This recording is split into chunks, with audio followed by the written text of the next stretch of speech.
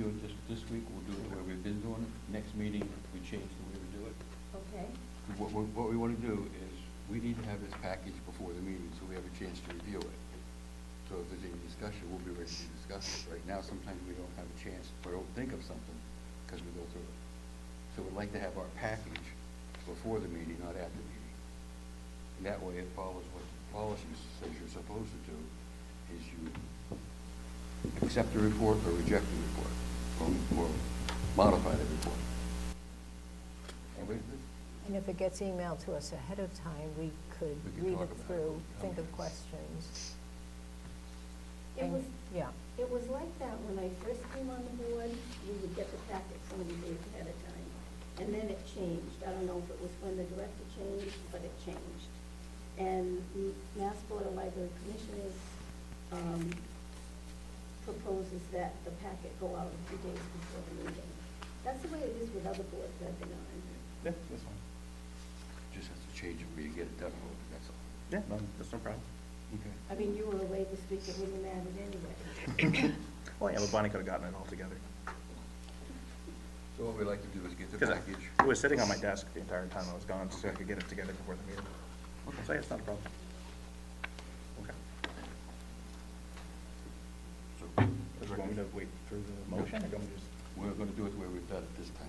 Next Okay. week we change. It's just cleaner that way. That's fine. Yep, so our door count was great in September. It's usually one of our busier months as we go into the book sale season and all that. It books up the door a lot. So it's at least 52, 51-ish. It might have actually been higher than that or lower. There's a couple days when we have the sale table out in the lobby that it skews the number a little bit. But we did try to minimize the interference with the door count as much as we could. Either way, September 2023 is our highest door count month on record. So we're really excited and happy about that. Our reference numbers were down, as we'll talk about in a little bit.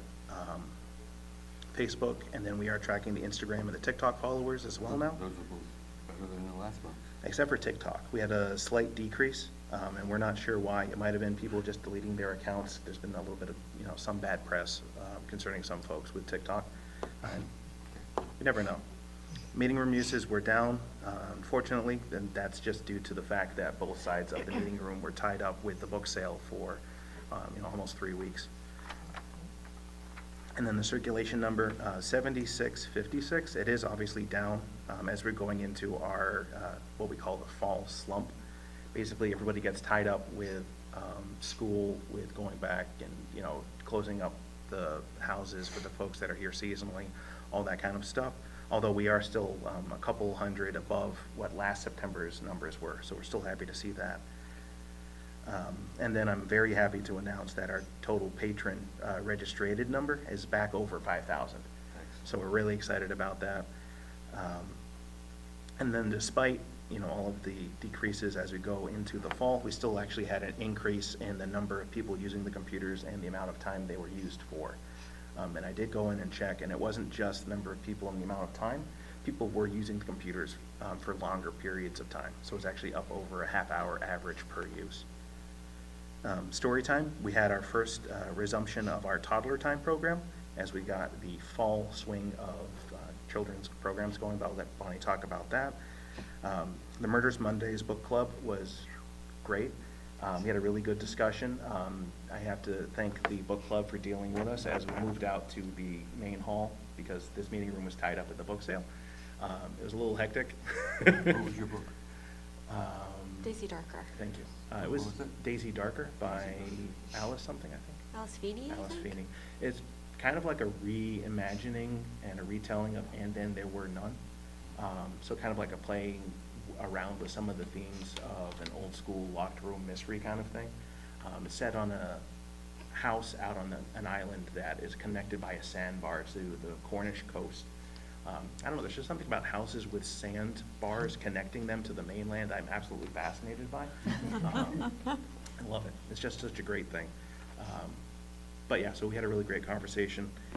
23 people, increasing, and it's a diverse group with people of all different ages, and I think we have at least 3 men at the book club. So I'm very proud of that. Is that counting you? That is including me. That is true. So it's really happy tonight. We're going to be having our next book club meeting discussing Rebecca by Daphne du Maurier, which is going to be, we're going to see how that conversation goes, because it was a challenging read at times, so we'll see. And then we also started tracking the Friday book club, which meets, I think, on the second, was it the second Friday of the I month? think so. Since they build themselves as the Westport Free Public Library Book Club, we have abrogated them to our statistics. So we'll see how that goes. All that being said, we had a total of 3 programs and 41 attendees for the month of September. In terms of the staff, we had multiple sicknesses, unfortunately, and injuries to the front desk staff, resulting, depending on the week, in half to 3/4 of the circulation staff being out for most of the month, depending on the week. We prioritized direct services, meaning the front desk, services to our library users, prevented them from being impacted from the shortages, but some of our long-range and back-end projects were delayed, especially some of the maintenance projects I was been working on, trying to get quotes together to get the rubber floor behind the circulation desk replaced and some of the other stuff like that, and getting the final long-range plan and all that together was slowed down, unfortunately. But the staff's all here and healthy, so we're very happy for that now. Did you have to incur any overtime to do that? No. Excellent. Quite accomplishment there, George. Thank you. Well, I don't get overtime, so. No, you don't. Yeah. The annual book sale was accomplished by the Friends to great success and fanfare. And then I'll let Laura talk about some of that in the Friends update. But basically, they came in a couple $100 shy of the record amount they took in last year. Officially passed 5,000 circulation. Yep, there we go. So the foot traffic was still 400 higher than last year. Like I said, that's a guesstimate because of that 2 days when we had the extra sale table in the lobby, but it's more accurate than not. And circulation was 500 higher than it was last year. Unfortunately, due to illness, the October exhibition we had scheduled in here had to be canceled. So we'll have, this month won't be anything up on display in here. And then the Westport COA is going to be donating $530 to offset the purchase of 3 additional hotspots for our collection. We were grateful for this collaboration with the COA, and they have also invited us to speak at their 2nd annual Tech Fair on Saturday, October 28th from 11 to 2. We had a lot of fun last year at the 1st annual Tech Fair, so hopefully we'll have a great time this time as well, which I'm sure we will. How many people turned out for that? I don't know, it was 100 or 2, something like that. It was fun because we had some people who came, they'd go around, they'd see some of the different discussions and tech offerings and have conversations. Last year there was a very lively conversation about electric cars, which got heated a little bit, which was surprising but interesting to be able to watch it. Now, who goes to that? You? I probably will go, yes. It's my Saturday off, so I'm probably going to come in for it. So some other time during the week, I'll probably leave a couple hours early for it'll balance out. But yeah, Saturday and Friday, anytime we have any kind of event like that, it gets tough with staffing because normally Fridays and Saturdays we only have 3 on. So if we're doing outreach or something like that, schedule-wise, it gets really tight. The new carpet protectors have been installed at the front desk in the highest traffic areas. And next we will be gathering quotes to have the river floor replaced behind the circulation desk. Hopefully, unless something stupid happens, I'll have those quotes for you for the next meeting. George, are you having the rubber floors that like something that people can stand on? And yeah, that's the thing. So that was designed for people to stand on it all the time. And then the glue started to get out on it. And then we also have the chairs now. So we're kind of trying to balance all of that out. So currently there's a couple of very worn patches and some patches where it's completely come off. Got to go back and double check because back in February, this was the next project I had up. And then Linda retired. So that kind of pushed everything 6 months back. Reported it. Bonnie? Okay. Motion to accept? Motion to accept director's report? Motion Somebody? to accept? Second? I second it. All in favor? Aye. We'll get used to it. Okay. As George said, we started story times again. The Wednesday group is still doing very well. My Tuesday group, they all started kindergarten from last spring, and I haven't really built up a new one yet. So far Tuesday has not been going well, but we'll see if we can figure out what to do about that. There is a Halloween scavenger hunt in the children's area this month, and it's gone over really well so far, so I think that's going to be a monthly thing from now on. I printed out some Halloween pictures and laminated them and hung them up, and they have to search them out and they get a little prize when they get them. So, the Halloween Touch-a-Truck was Saturday, October 28th from 2 to 4. We're going to have vehicles from the police department and the fire department. There's going to be pumpkin painting. Orr's farm stand gave me a really, really good deal on pumpkins, which is very nice of them. And there's going to be refreshments provided by Fowl. The young adult section got weeded again to make some more room, and I moved everything this morning so that we have a lot of the books facing out like they do in bookstores. Because it's such a small area, I thought it might be good to have them more of the, we have such nice books and it's hard to see them on the shelves, so.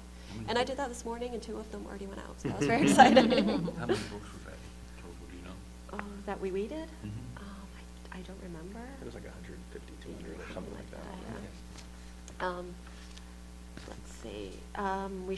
We did a big project in the kids section of shifting things around so that there was a better flow to the books. So the easy readers are now flow into the chapter books that go into juvenile fiction. So I think I like the way it is. We'll see how the kids like it. They will tell me if they don't. We just got pretty much the entire collection of the Who Is series. It's Who Is So-and-so, What Is, they're really popular. So that has a little separate section now at the end of the biography That's a section. book you showed me, George. Those are excellent little books if you haven't seen them. They're wonderful, so we're really excited to get those. I attended the Fowl meeting last Thursday. Sue Branco had asked me to come up with a wish list of things that we would like for the children's area.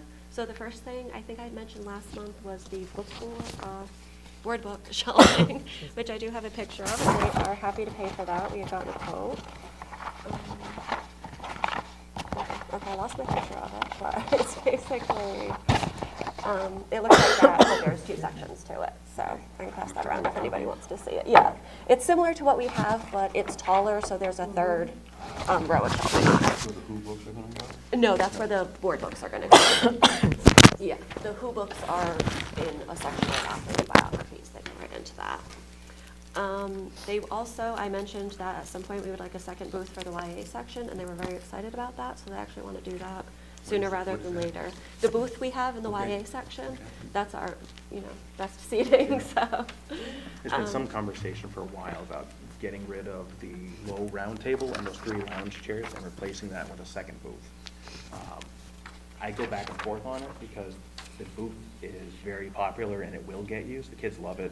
Adults use it too when the kids aren't there. People doing work and everything. But the lounge seating is popular with the kids too. So that's like it's been straight off on the goal. Is that the 2 seats with the table near the window? No, that's the over near the audiobooks. There's Okay. that low round coffee table with the 3 kind of like reclined lounge seats, which I've been told are actually original to the library. They were comfortable. There.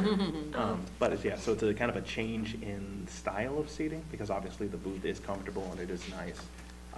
Would fit right in the same spot? Yeah, either way, it's about the same footage area. So whether or not we keep the low table and the 3 chairs, or like, we were playing around with a couple different arrangements over there. We could also potentially spin the long tables so that instead of running east to west, if we run them north to south, there might be enough room to put them next to the 2, what we now have them set up as the 2 long banquet, hall tables, however you want to call it. But we're going to keep playing with that. We'll see if we can get it all to work or not. I also brought up, they are, December and February programs, one for Christmas and one for February vacation, and they were very enthusiastic about paying for that for us, and seating for the children's section once the desk situation gets resolved. So those things are in the future, but they were very nice about, they really want to use the money for things that will help the library, so that was great. And I think that was my report. That's good before the budget's hit. Yeah. we do the same thing? Motion. Motion to accept the assistant director's report? Second it. Second? Who made the motion? Oh, All in favor? Aye. Aye. Laura, Friends update? It was a pretty extensive meeting. It was. We finished up, what, 8, after 8? It was about Yeah. 10 past 8, I think. Yeah, that it so it was finished. over an hour and a half.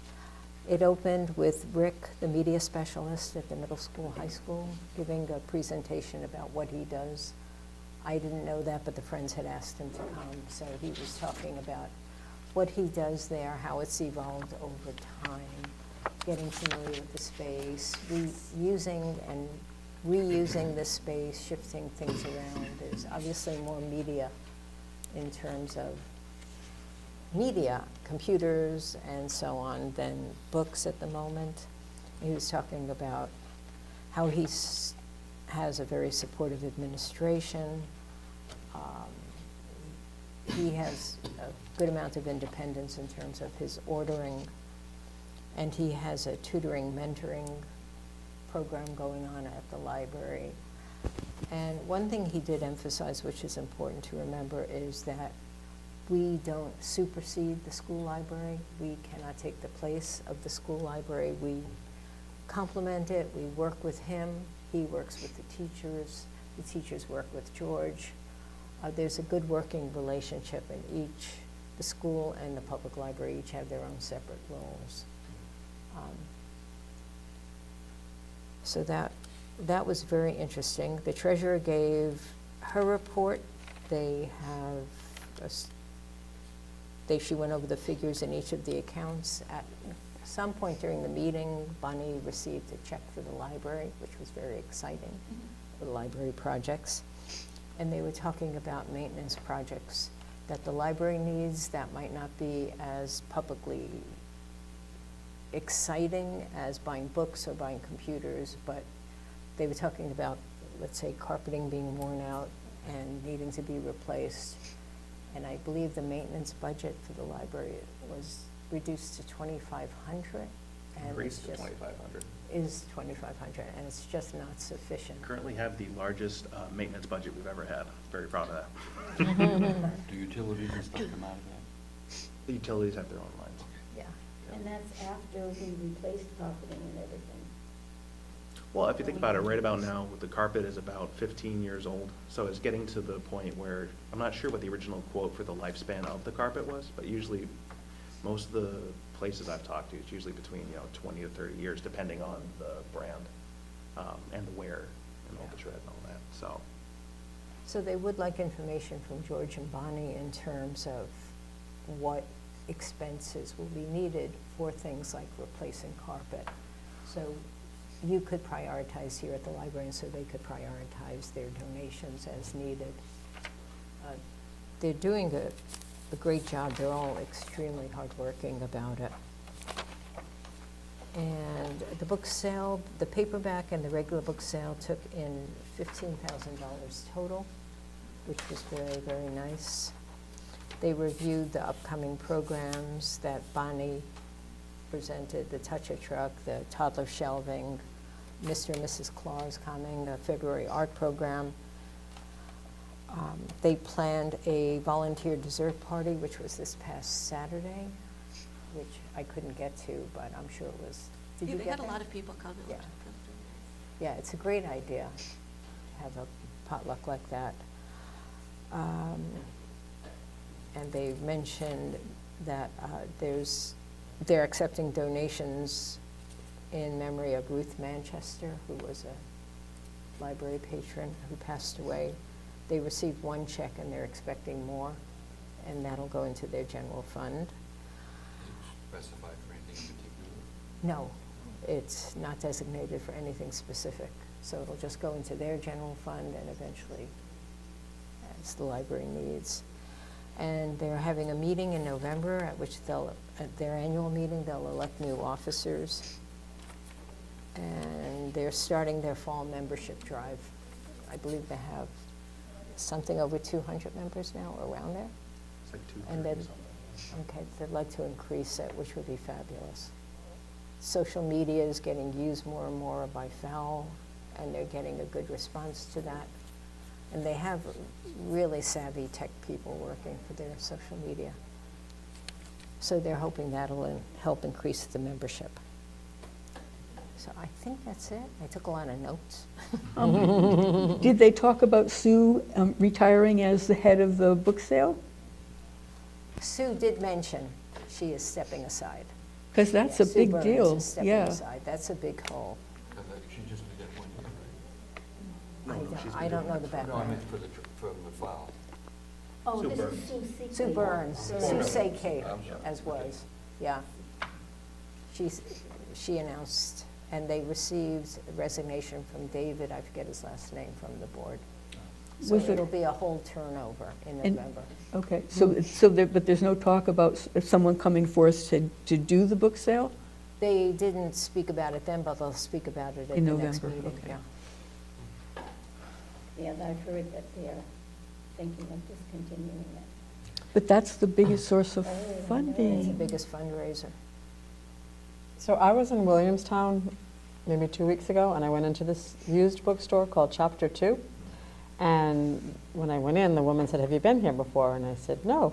She said, "We are our library fowl friends group, and this bookstore is open 7 days a week, whatever, and it is all done by the volunteers. We used to do our book sale in the library, but that required so much more work, intense work, not weightlifting, but lifting and things of that nature." And she said they have done just such a phenomenal job here and make more money. And it was really kind of a cool thing. And obviously the biggest thing was they got real estate, like the landlord offered them this place right on Main Street. It couldn't have been a better setup. And it was beautiful. It was just a very nice bookstore, all books that have been donated. And each book was priced, and it just runs, I don't know if it runs 365 days a year, but she did say that it was instead of their annual, because that takes 6 to 9 months to organize. This, yes, runs all year, but it just continues to run. It was kind of a cool concept. Maybe you should go to their November meeting. Maybe you should go to Fowles November meeting. Maybe I should join first and then go. That Yeah. would be- It sounded like, It's a great idea. yeah, and the woman was very receptive. I mentioned, well, actually my husband mentioned, she's a trustee and blah, blah, blah. And I was like, okay, take it easy. But anyway, and then we talked and she's like, call, we could go over anything. We could offer, what did work or doesn't work or might work kind of thing. Anyway, it's just a thought. we used to So I'll have- see you in November at that I'll meeting. try, yeah, I'll go. When is it, November what? And doesn't the town have lots of vacant rooms, like in the old high school? I mean, because having a place to do it would Is be a the big answer, right, obstacle. right. Would we be in competition with partners, do you think? No. It's a different purpose altogether. If it's used books. Oh, okay. Right, We used right. to have one bookshelf near the surf desk for Michael's books. Mm-hmm. And then when we did the expansion, we ended up having extra shelving that they were going to get rid of. And we ended up putting the shelving over near the bathrooms, which expanded that area, which also made a difference in making books available. Mm-hmm. And I understand that they kept books after the book sale Yeah. to replenish as time Those goes books, by, yeah. so. And right now, I have books to get rid of. Mhm. and I know the Friends do collect year-round. Mm-hmm. That was one of the things the woman mentioned. Where do you put them? Who collects them? How do you inventory them or whatever? I've been involved with the Friends Book Fair and know about how they categorize things and what they do, so I could share. And Gretchen Baker-Smith, who heads that, would be willing to come to talk to us or to Fowl or wherever would make sense about any tips they have about running a book fair. The meeting, their annual meeting is Thursday, November 9th at 6:30. November 9th? Where do they have it here? Well, that would be a great idea. Yeah. The biggest thing is finding a spot. It would, no pod, no moving. That was the reason they did it, according to this woman. That was very difficult. Well, the people that do it really work hard. Mm. It's a lot of work. The coordinating, arranging the volunteers, the staffing, it's the haggling at times with the booksellers. It's a lot. Wow. I'm glad you're going to those meetings. Yeah, I learned quite a lot. Yeah, you share it, that's good. So join. So join, yes, yes. Slacker. The thing about high school, it would be a good spot if we could get it, but I'm not sure about the foot traffic there. Right. But you know, there may be someone in town that has a spot. I think there's a couple open spots right now over at the Village Pizza. There's a couple open spots in there right now, depending on what the cost is, I don't know.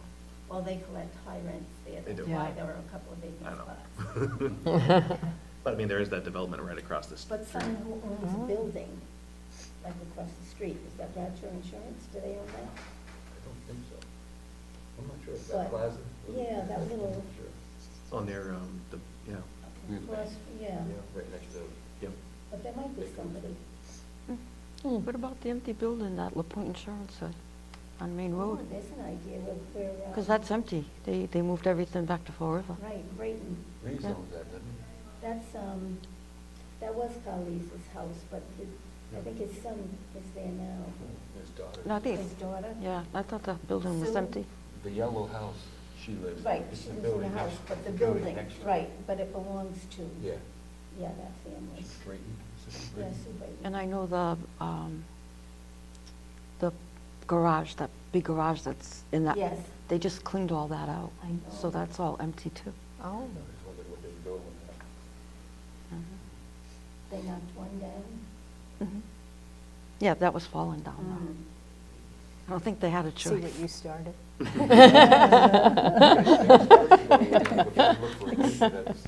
Exciting idea. But it's an option for sure. Yeah. Very good option.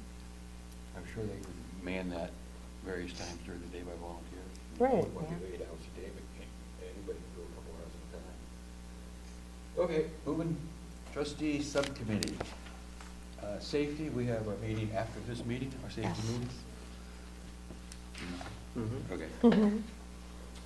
Long-range planning. So before you, we have the abridged version of the long-range plan with just the main plan, not the appendices that we emailed out to everyone, because I was trying to save paper. Did everyone get a chance to read through that before today? Mm-hmm. I didn't get it Any- before today. The email? No, I don't think I did. This was sent several weeks ago. Did everyone else get one? I did, yeah. Okay. I missed it, but that doesn't mean you didn't send it, but I Okay. did. So with this document, there's 3 extra appendices at the end that have kind of a history of the library and then the actual results of the survey and Each question. the questions and all that. That's the 3 appendices. The whole document printed out comes out to about 40 pages, all total. But I can print a full one off for you, Polly, if you want, before we do. I read it, I can share it with her. This is the one that you gave me last week, or the week before last, actually. Oh, I will, okay. yeah, so you'll have a printed copy.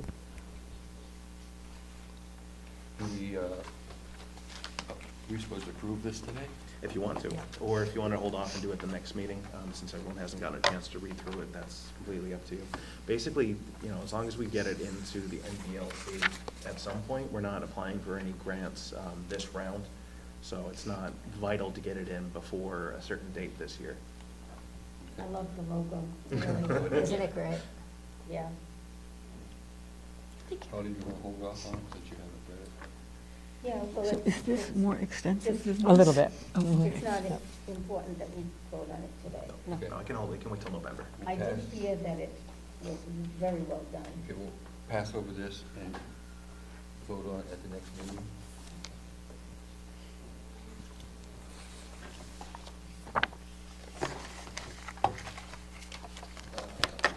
New business. George. Yep. Discussion of digital collection costs. So last time when we paid the last hoopla invoice, there was some question about the cost of digital services and all that. So I wanted to kind of just take a couple minutes to look at that a little bit. So before you is the invoice, the monthly invoice from Hoopla, so you can see what we pay. This past November was the highest month we've had so far with them. So that was $712.08, which looks high. It's a big single bill when you look at it that way as one thing. But then when you start breaking it down by usage, you can kind of see where all that money is going. So in library services, as a rough rule of thumb, we average out and say that a book costs $10. Some books are a lot more than that, some books are a lot less. But as a benchmark, $10 is usually average-ish between the cheapest children's paperback and the most expensive hardback adult nonfiction book. 10 is kind of the middle point. So with the audiobooks, we're paying anywhere from $2 to $4 per use with Hoopla. Comic books are, 75 cents to $1 depending on the book, and it does fluctuate depending on the publisher. So these are ranges. With Hoopla, we pay per use. So we're not paying a set amount for a certain amount of time. With ebooks, movies, music, and television, they all have different rates depending on the items, depending on the publishers. But just to give you an idea, so the $712 is high. Usually we're around somewhere between $550 to $600-ish. And where does this money come from to pay this? It depends. So it's either from the Friends, from state aid, or from the Lash Technology Trust Fund. On the next page, we have the Canopy, which is just video, and they have the same kind of model. They have a price per play credit, so each play costs either $1.70 or $3.40, depending again on the publishers.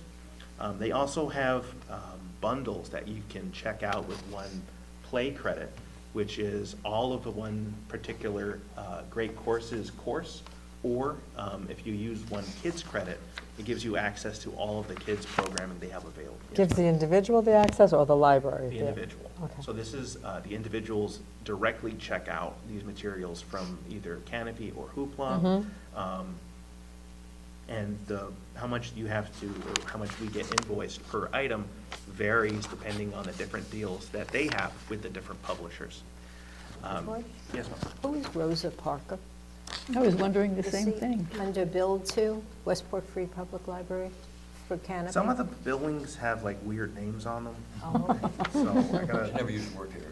never had anyone Rosa Parker, as far as I know.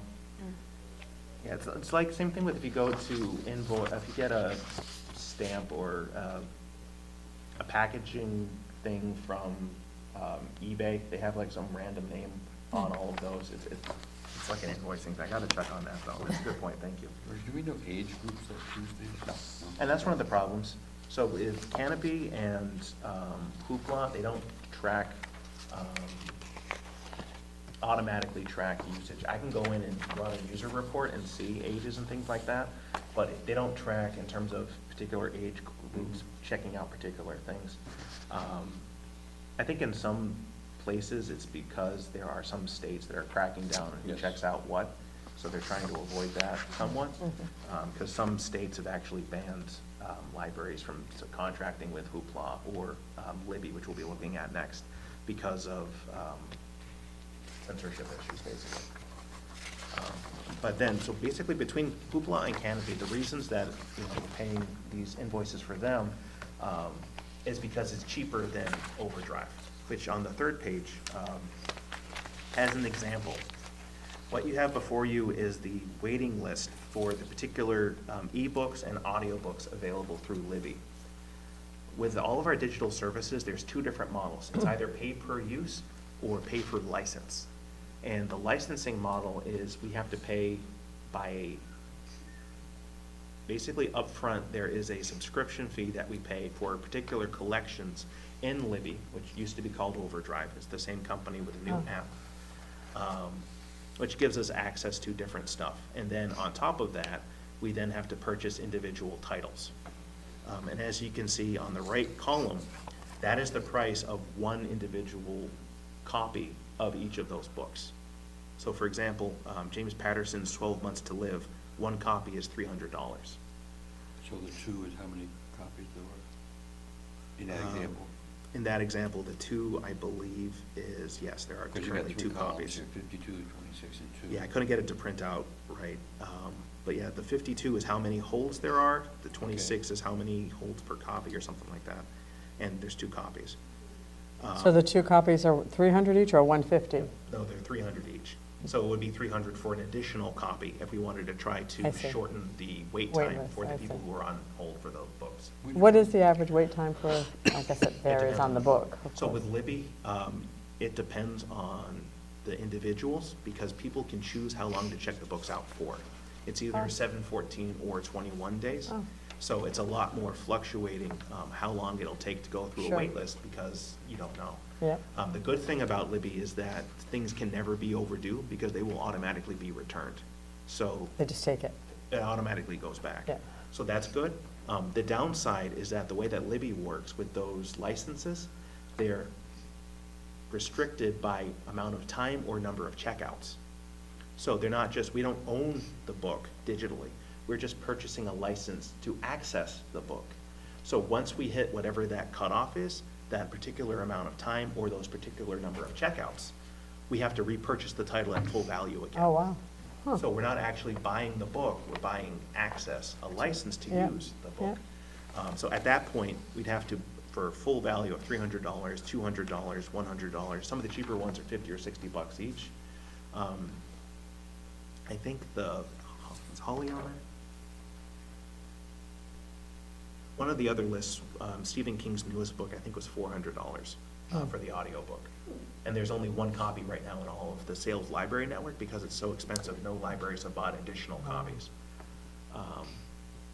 And that's part of the reason that we offer Libby and Hoopla and Canopy. Because if we just used Libby, the cost would be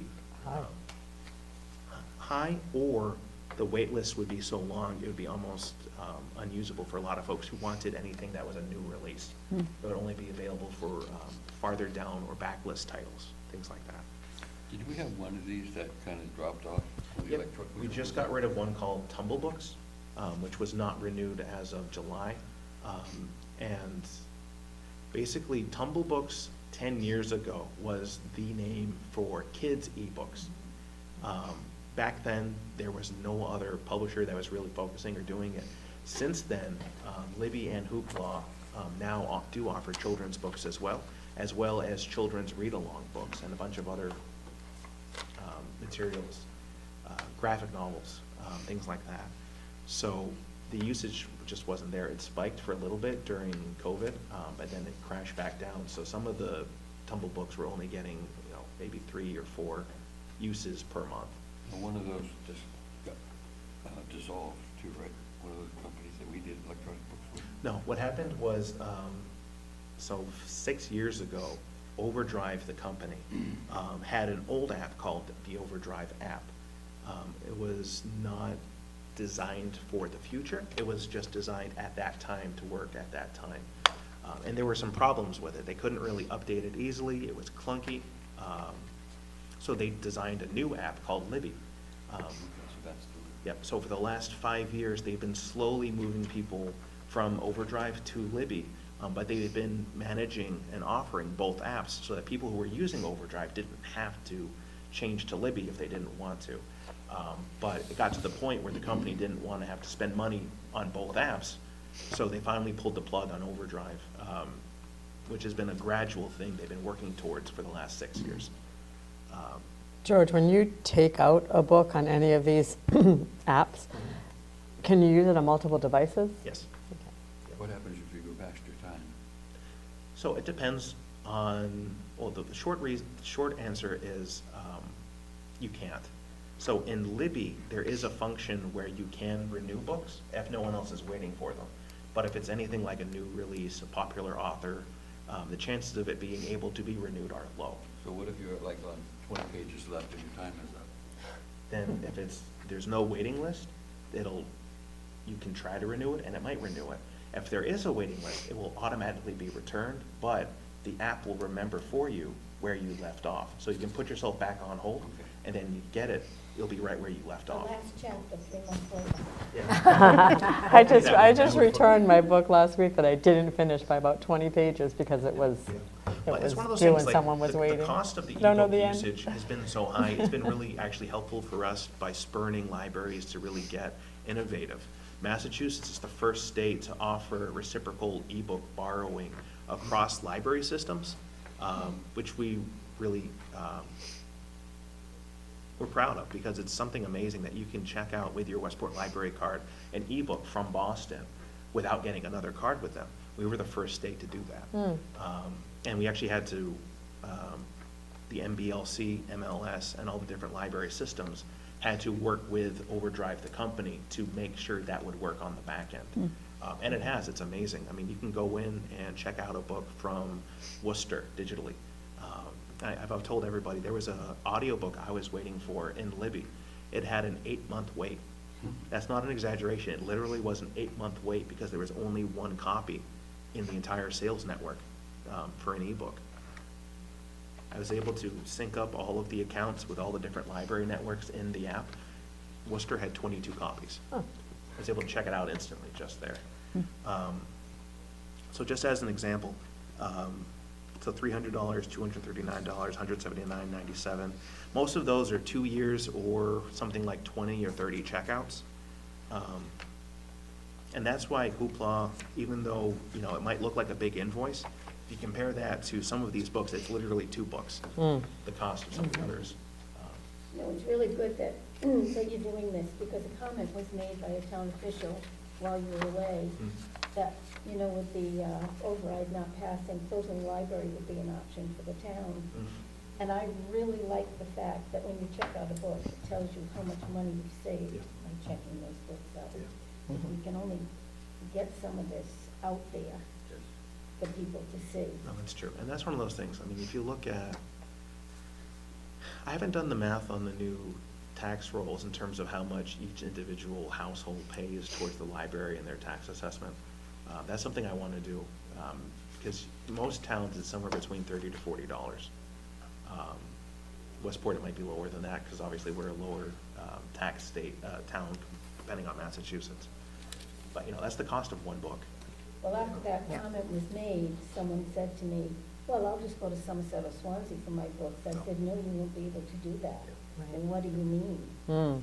So people are not aware.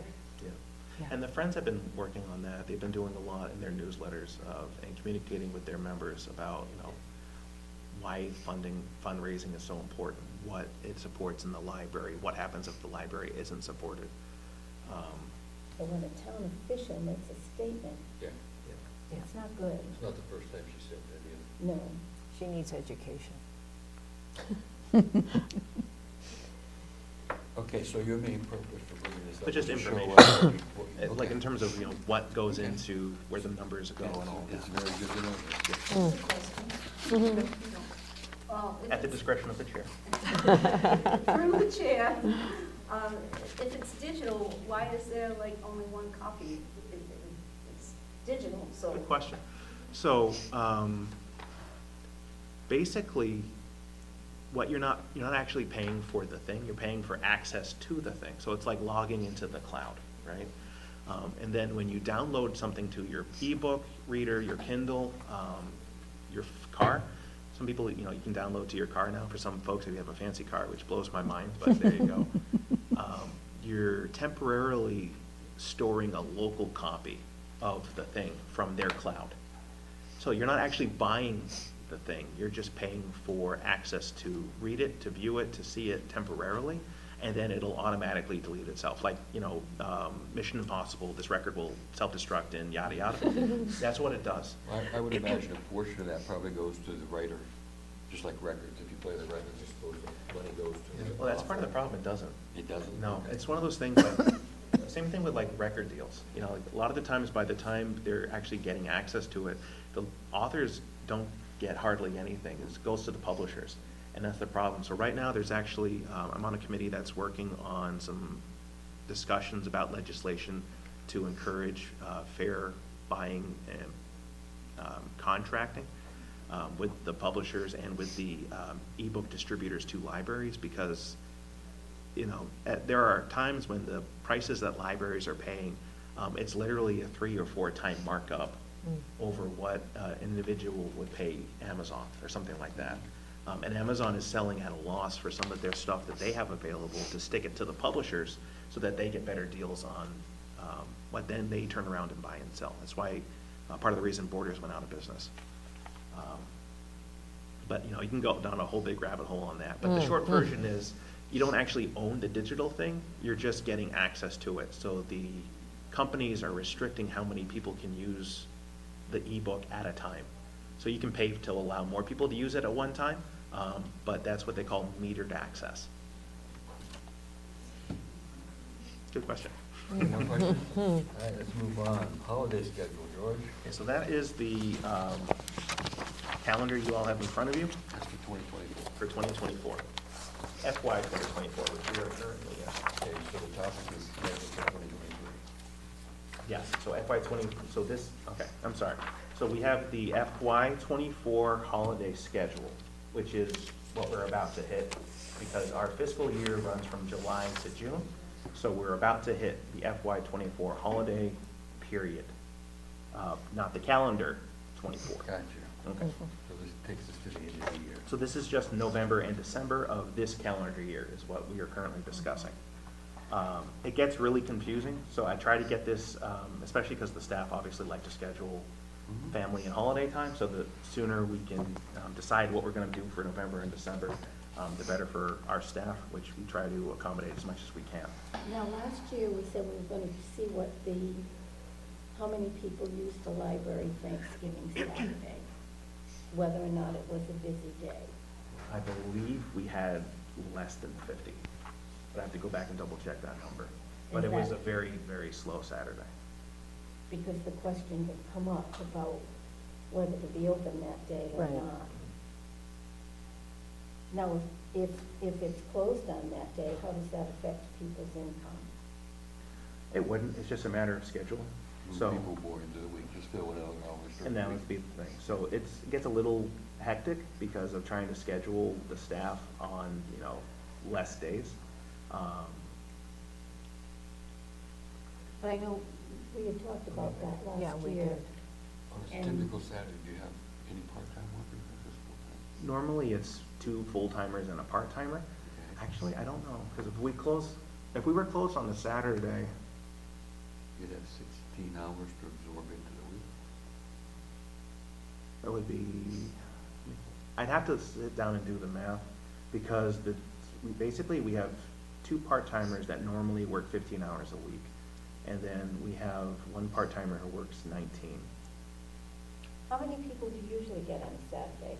It depends on the Saturday, whether or not there's other programming, but usually it's between 40 to 150, depending on the day. Is 50 a good number or not a good number? It's a low day. It was a very slow day, for what I remember. Which is, it depends, because slow days aren't bad. There's other projects we can do and work on. It all depends on the priorities and prerogative of the trustees. But we have to let people know. Yep. That's part of why I asked if we could talk about this now, so we could plan for it one way or the other. Well, I think it's nice to give people a little bit of time off if we can. The only, I gotta check. Yeah, we have one, the 19-and-a-half-hour person is the only one where I'm not sure if we have, because with the Thanksgiving week, contractually, it's a half-day Wednesday, and then we're closed Thursday and Friday. Trying to do the math in my head. Half-day Wednesday. So we'd be closed. Have we stayed open till, We'd be open 2.5 days for the week Yeah. Monday, Tuesday, and a half a day Wednesday. and not Yeah. open again until the Right. next Monday. Right.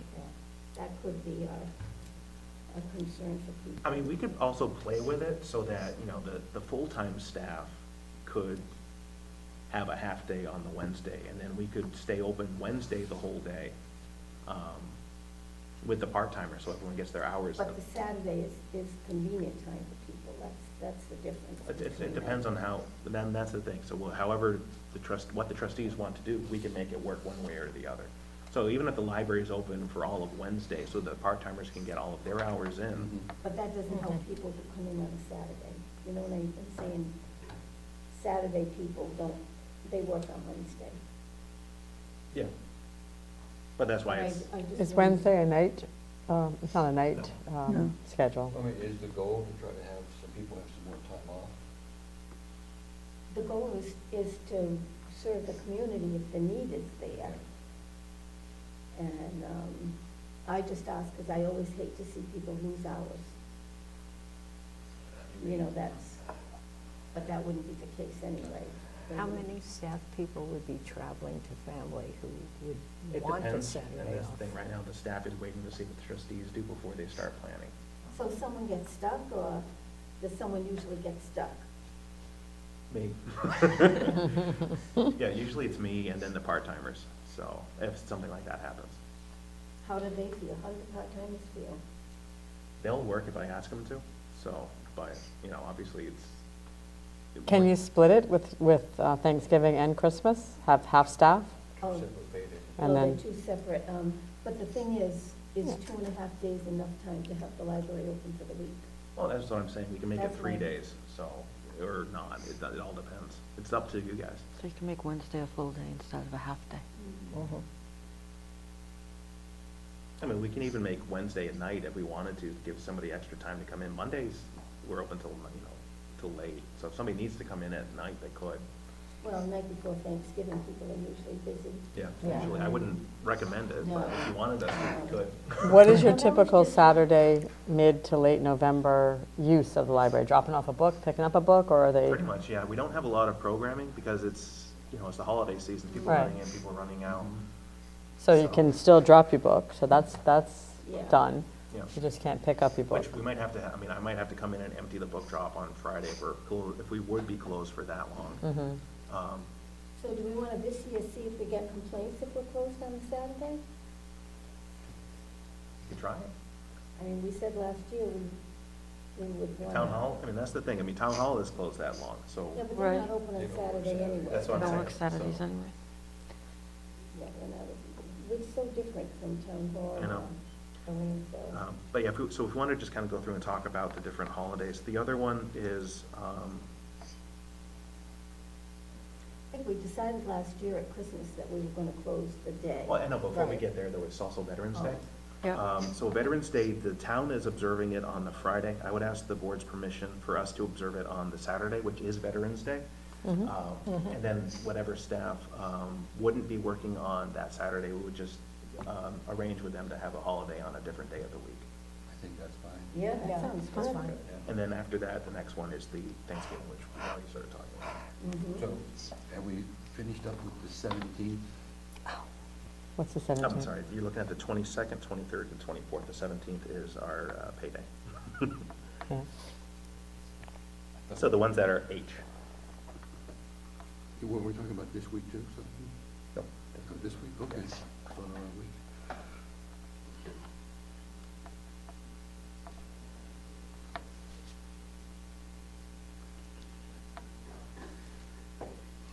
But in December last year, we pretty much said that we would close the Saturday. Yeah, this, last December, we pretty much just followed town hall.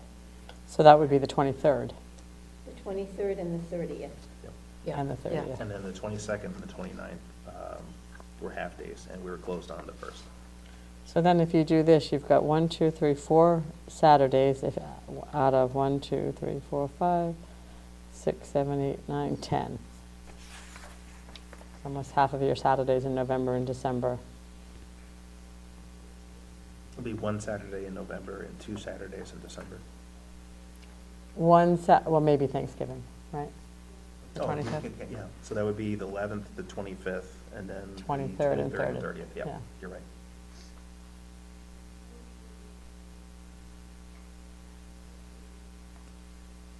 But you would post those hours of being closed anyway. Yeah. It's just a matter of As long as- deciding which way to do it, so that we Yeah. can get that out So as there. long as it's posted and people are aware that it's going to be closed on those days, they won't be showing up, so they won't be disappointed. And the other thing too is if we were to close on that Saturday, we can go in and set that as a holiday in the computer so that nothing will be due on that day because we're closed. So any due dates would be moved to the next day we were open, which would be the Monday.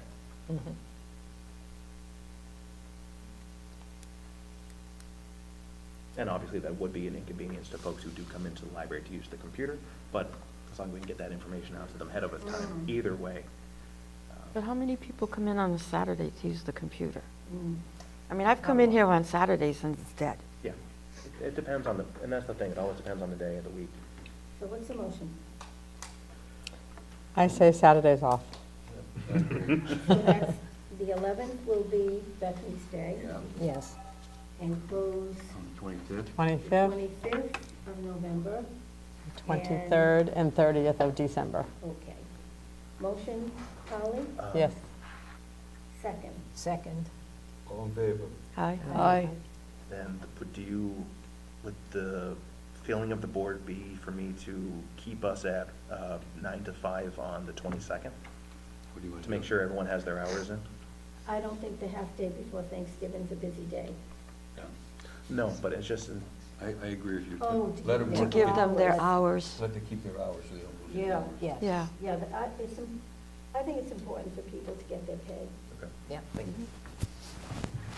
So You know, at one Saturday, time when I was. So Saturdays, we're going to be closed on November 11th, November 25th, December 23rd, and December 30th. And a full day on the 22nd. And a full day on the 22nd of November. Okay. And you'll put all this on the website. Yes. And we'll have signs up at the front desk as well. Perfect. Okay, cool. Very good. Cool. Thank you very much, all. Okay. Old business, meeting room policy. Board has attached a copy of it. And what I like to do is people read it, let's discuss it at our next meeting with comments or whatever. I don't want everybody to read it down, go through it. It might take too long. Did it change much? It did. Okay. Actually, it changed a lot. Okay. Good. Actually, the whole thing was rewritten. Oh, that's a good thing. Yeah. So the first 4 pages are the rewritten policy, and then the second, or the last 2 pages are some thoughts I had reading through the policy. Okay. About potential places to tweak or kind of smooth it a little bit. Good.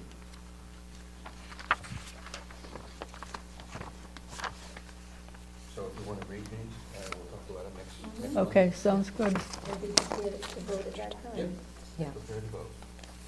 And there's some wording in here to charge, to not charge, and stuff like that. Good. Okay. Other topics not anticipated. How about adjourn? Motion to adjourn? Motion to adjourn. Second. Second. All in favor? Aye.